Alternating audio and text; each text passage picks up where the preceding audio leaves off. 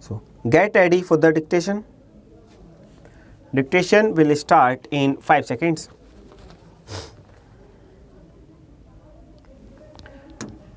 Start.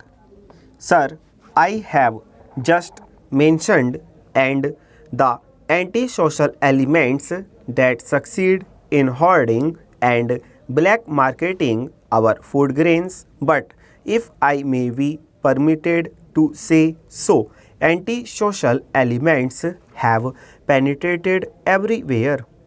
Food and drug adulteration are rampant in spite of laws, and likewise one hears on all sides complaints of bribery, corruption and nepotism, and if we are honest, we shall have to admit that integrity and efficiency are our biggest casualties. This sorry state of affairs has to be put right if we are to progress. Of course, efficiency and integrity go hand in hand, as do their opposite numbers. True patriotism demands today more than at any other time high standard of integrity and efficiency, and in their restoration both the public and the government must make common cause.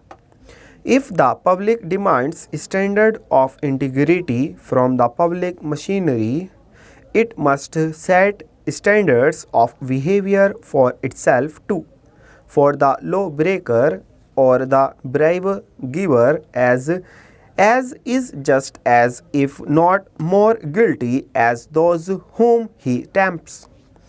Criticism is always easy to indulge in, but is not always helpful. Therefore, I put forward certain concrete suggestions last session for the consideration of the Finance Minister, which in my humble opinion would provide permanent sources of revenue in addition to, and in some instances to replace, what he is tapping. The reply which the Finance Minister was pleased to give to the two suggestions regarding the levying of excise duties on liquor and salt was not convincing.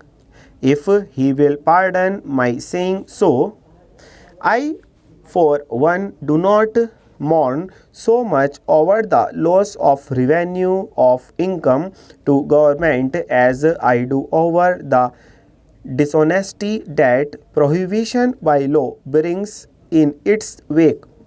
At the same time, why should the money that the government needs so badly go into the pockets of unworthy elements?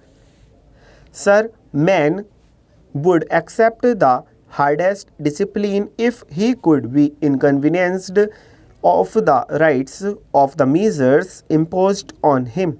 But my man will always question the validity of rules if he does not know their sources, because he can only think morally if he is improved from within. The goal to improve man does not consist in making him go through the gestures of mortality. If moral rules are arbitrarily imposed, no matter what their practical value is, they will never fight successfully against the inherent weaknesses of human nature. Educate him, persuade him, show him that you care for his welfare, and he will follow you. Bring the heavy hand of the law of the country down on him, and he is bound to try to evade it. Full stop.